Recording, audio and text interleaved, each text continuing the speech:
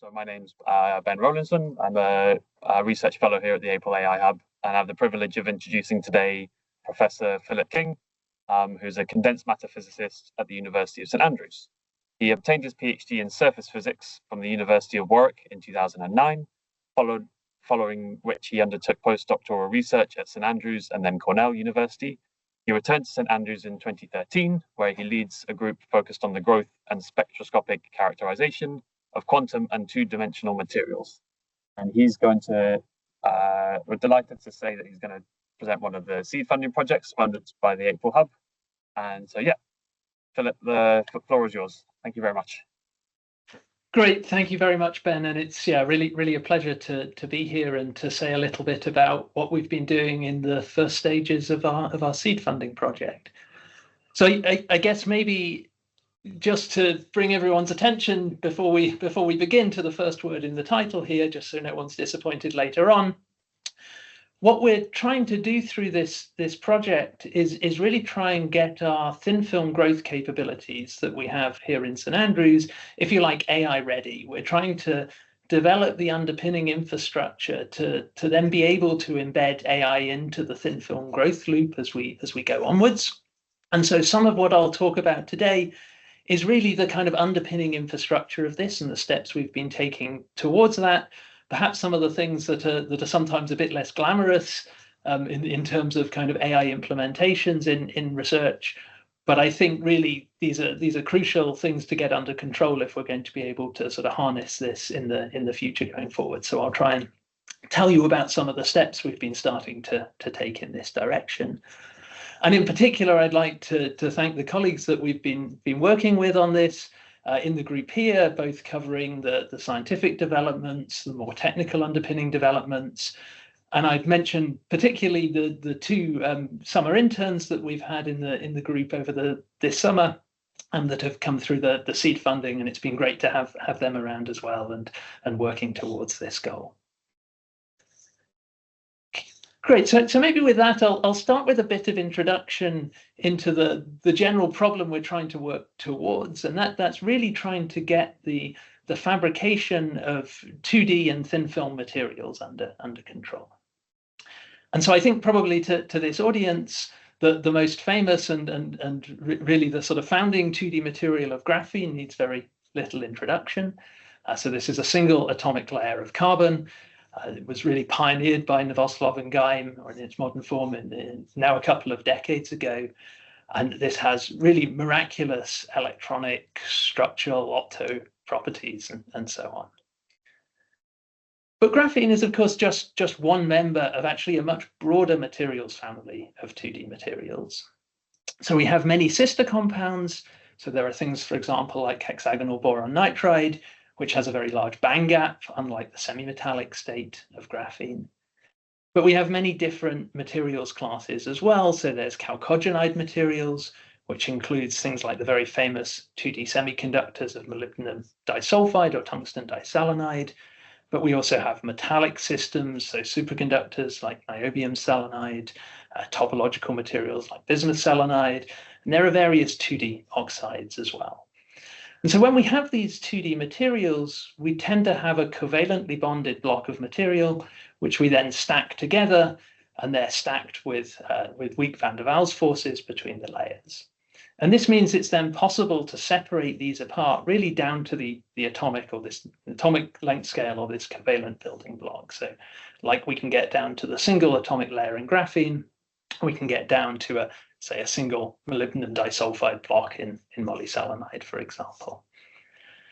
And this, I think, really gives us a lot of potential from this materials family that we can then think about building entirely new structures, putting these together rather like you would put Lego block structures together, where we combine disparate 2D materials together with different electronic, magnetic, optical properties, and so on, really to try and build up entirely new designer materials platforms for both studying physics in these systems, but also ultimately building electronic devices from these platforms.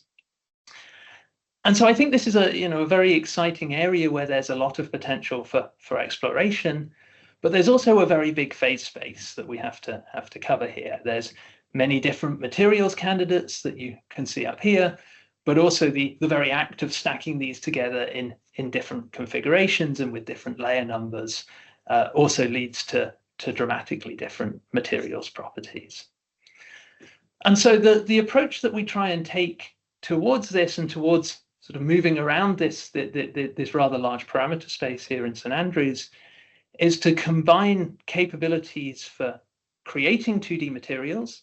And here we're principally focusing on thin film growth activities, so in particular bottom-up molecular beam epitaxy growth, and then capabilities for imaging the electronic states in these materials so that we can understand how these different stacking sequences and configurations impact the electronic band structure, and thinking about how we can then fabricate these into devices for further control of these systems. And so again, this gives us a large parameter space to explore, and the experimental reality of doing this is getting rather complex. And so I'm showing you here at the top the integrated system that we have for doing this in St Andrews. Actually, this picture is now a few years old, so this is only about half of the lab in the picture, but you can see the schematic below. And we have here multiple MBE, molecular beam epitaxy growth systems coupled together for growing these sorts of materials, and then spectroscopy systems for measuring their electronic properties. Actually, these are all joined together by about a 15-meter long ultra-high vacuum transfer tunnel, which then allows us to shuttle samples between the different growth and spectroscopy systems and characterization systems and glove boxes and so on. And so I think in a sense, this really kind of reflects the complexity of the challenge of getting AI into the loop in these sorts of experiments. We have many disparate experimental systems coupled together here, built up, many of them home built with different hardware, with different interfaces, with different communication protocols and so on. And what we would like to be able to do is to bring this all together under one unified control platform for being able to have different systems talk to each other and to talk using a sort of common language, if you like. Okay, and so that's really what I'm going to try and talk a bit about today, the steps we've been taking to try and get distributed control of these systems across our lab, thinking about some of the aspects of how we really capture relevant metadata from these systems, because I think that's a crucial thing if we want to move towards sort of reinforcement learning and AI in the loop approaches for controlling these experiments. And I'll also touch on at the end on some of the aspects of how we can use simulation to try and complement and augment the experimental data for training machine learning models for aiding with these sorts of experiments. Okay, so then let me first start with the distributed control. And I should say here that we've really been highly inspired here by the approach that's taken at some of the large-scale central facilities like the synchrotrons and neutron sources and so on, where they're really, I think, very on top of this sort of problem of controlling many different instruments across the whole facility. And one of the common frameworks that you'll find used in these large-scale facilities is something called the EPICS framework. This is experimental physics and industrial control systems.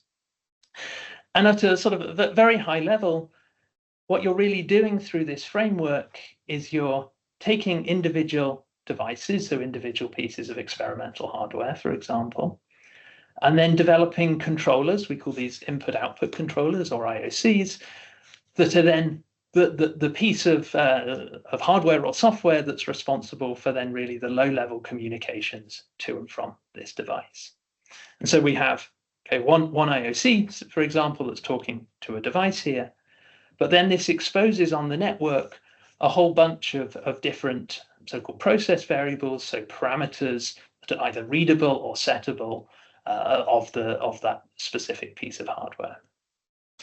And I think the nice thing about doing this is you can then build up really distributed systems where you have multiple IOCs controlling different pieces of hardware across a lab, even a whole facility.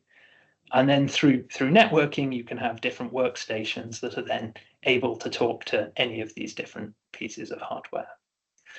And so I think this is a beautiful concept for this control. The practical reality of EPICS installations is they tend to be rather complex. They're very heavily based around C and C++ code, which at least in our lab is not something we have a whole lot of experience with, and they can have quite a lot of complexity with networking and so on. But there's been some very nice developments coming out of some of the national labs, where they've been developing Python-based implementations of these control systems, and that's the stack that we've been taking on and implementing within our lab here. And I think this has many advantages. One is that scientists working in academic labs are often already quite familiar with Python, and so this becomes a natural thing for programming these things. But also it gets us kind of into the full Python data stack for then taking the results of these things and further processing them. And so maybe just as a brief example of the sorts of thing that this then allows one to build, I'm showing you here our current version of our pressure monitoring setup. So you can see in the background here the schematic of the lab layout that I showed you earlier. And now for each one of these systems, we have multiple pressure gauges monitoring the vacuum pressure inside the system. And so by building now one of these IOCs that can talk to the pressure gauge hardware and then implementing multiple versions of this across the lab, you rapidly move to a distributed system where you can, from anywhere in the lab, monitor all the different pressures anywhere in the system. You can control this. You can have alarms that send emails if there are problems and so on. And so we're now in the process of building out more of these types of control layers for various different pieces of hardware in the lab. Temperature control for fusion cells used in the molecular beam epitaxy growth, shutter controls, pressure monitoring, and more. Now, one of the nice things that this gives us when we have this distributed monitoring is it's also very natural to go from that to automated logging of these control parameters. And so, for example, we can now have a dedicated logging module that queries these process variables of the relevant parameters we want to log, writes these automatically into time series databases. And so we start to build up a kind of proper structured metadata log, which tells us, for example, you're seeing here, what was the pressure during a particular point at time, which then can translate to what was the pressure when I was growing this sample, what was the pressure when I was measuring this sample, and so on. And so I think this already starts to help with getting access to some of the metadata that we need if we want to feed the results of these experiments into reinforcement learning type algorithms. But this really only works well for some of the types of metadata that we need to capture for these sorts of experiments. I think we tend to find that we often have semi-structured or completely unstructured metadata that is really important for us to be able to capture, but which doesn't fall naturally into this kind of automated logging capability. So as one of the things that we've been doing in the early phases of the seed project is we've been trying to build up a much better sort of templating for how we capture both semi-structured and unstructured metadata. And I'll just give you a very brief overview of an example of one of these here for a growth log of a particular sample. This is a titanium selenide layer grown, a monolayer grown on a hexagonal boron nitride substrate, where we now have purely text-based file formats for recording all of this metadata with simple YAML code blocks, which allow us to record semi-structured metadata at the top with then free text fields at the bottom, so that we can have both machine readable metadata fields, but also much more sort of human input type metadata as we go through the experiment. And we scaffold this around simple GUI tools in order to try and keep formats as similar as possible. So, for example, you always have these time and date stamped entries for the for the plain text metadata, you have these defined fields which are driven by schema for the semi-structured metadata fields in here as well. And this also gives rise to a kind of nice, rich lookup capability for these metadata fields, where, for example, you can search for all the sample records grown in our growth module GM2, and then you can start filtering these on other fields, for example. Okay, so this now gives us a set of metadata which we can capture from the experiment. But the other thing that we want to be able to do is really orchestrate the experiment together, so that when we have all these individual IOCs that are talking to the individual pieces of hardware, we can then try and develop sequences of the control of these experimental parameters in order, for example, to completely script materials growth run. And so for this, again, we're making use of the developments that have been going on with our central facilities colleagues through the Blue Sky project here, which is allowing us now to build abstraction layers that talk to each of these individual pieces of experimental hardware, and then orchestrate these into sequences. For example, let's warm cell A to a certain temperature, cell B to a certain temperature, wait a period of time for stabilization, and then start doing a growth run, measuring diagnostic data as we go along the way. And so I think this is now the kind of orchestration layer which allows us to think about how we can measure outputs as we're doing these experimental runs, and then try and feed that back to bring AI into the loop in these type of experiments. And so in the last part of our talk, I wanted to tell you about some of the specific things we're thinking about with the thin film materials growth, how we can both think about what are the inputs we need to control with this, but also what are the outputs where we can get meaningful data to try and get feedback to feed into the growth for live control of that. And so let me maybe just spend a minute talking about the essential workings of a molecular beam epitaxy growth system for thin film materials growth. So this is an ultra high vacuum based growth technique. So we have a vacuum chamber here, and inside this vacuum chamber we have crucibles containing elemental source material, and there are filaments around these crucibles, and so we can heat up this elemental material to make atomic or molecular beams that will then travel up towards a growth substrate or a scaffold where we're trying to grow our thin film up here.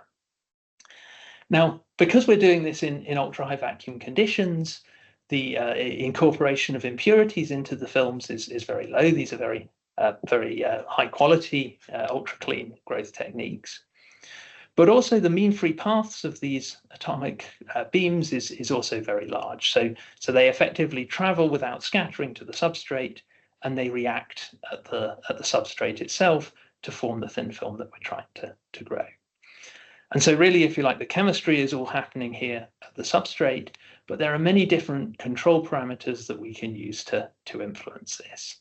So we can tune temperatures of these crucibles, of these fusion cells down here, to change the fluxes of the elemental materials that we have coming out, both to control relative stoichiometry variations between the different constituent components that we're growing, but also control, for example, overall growth rates.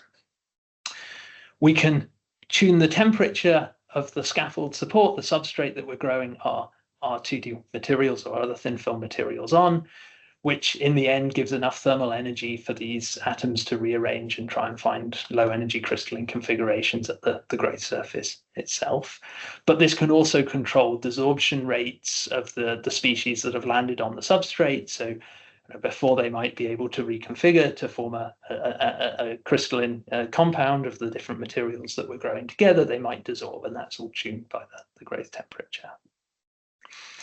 We can control how long we deposit the different layers for, either in a co-deposition sequence like you see here, with 2 or more materials being deposited simultaneously on the substrate, or by opening and closing the shutters in front of the sources to effectively switch on and off whether we're growing material A or material B here.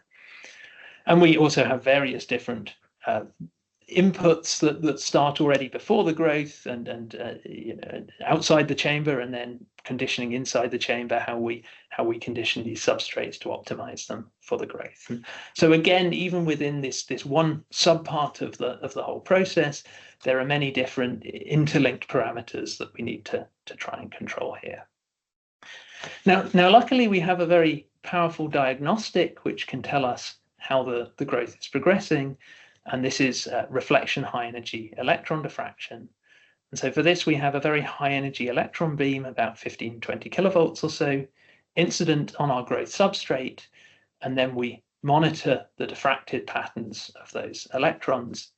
And because of this shallow grazing incidence, this gives us a very surface sensitive measurement of the structure that's forming. And so it gives us really a lot of insights into the thin film that's growing during the growth process itself.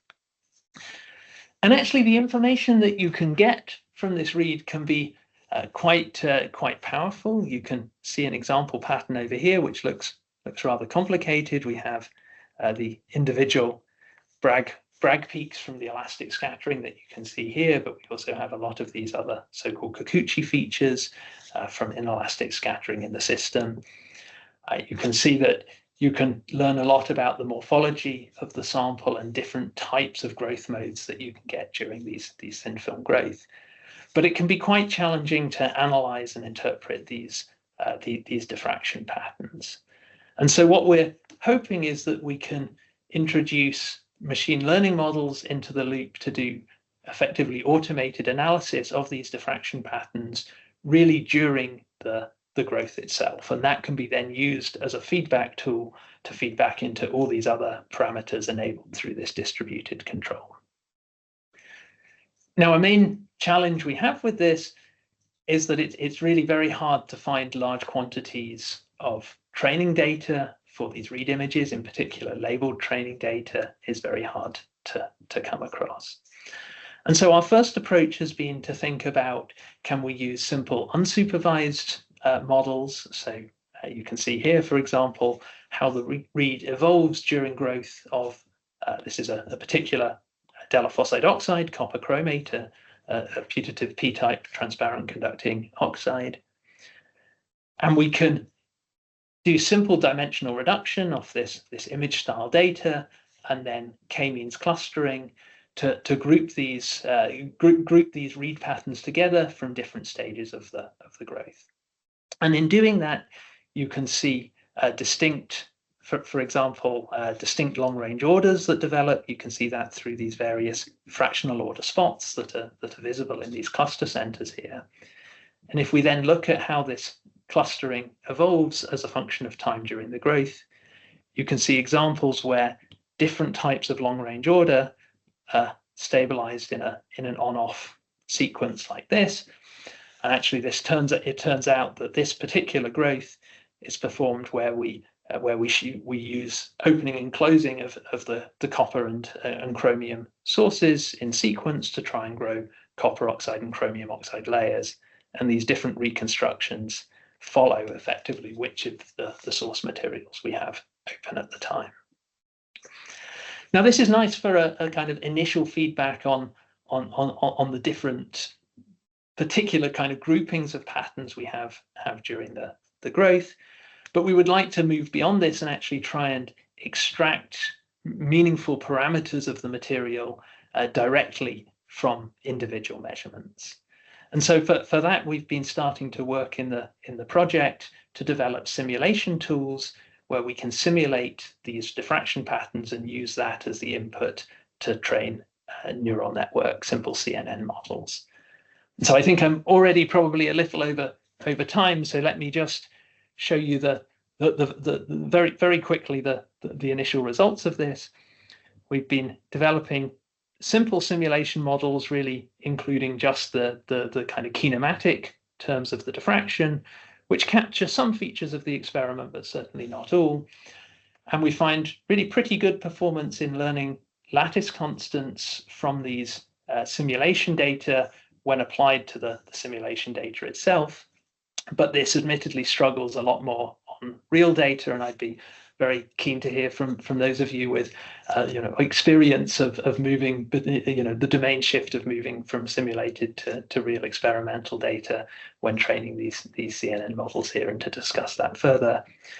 The things we're working on at the moment are trying to improve the accuracy of the simulations. So, for example, to include more features such as the inelastic electron scattering in the read measurements into the simulation, to then feed that back into the model training itself, and to hope that we can get a bit better agreement between the experimental data and the simulation derived models there. Okay, so with that, I should probably finish here, because I think I'm already a little over time.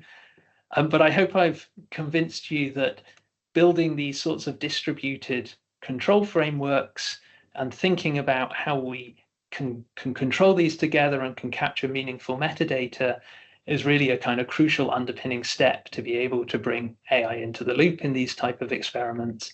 And we've been starting to think about how we can use simulations to try and move to sort of slightly more advanced versions of these AI-assisted experiments for thin film materials growth. So with that, I'll thank you for your attention, and I'm happy to take any questions.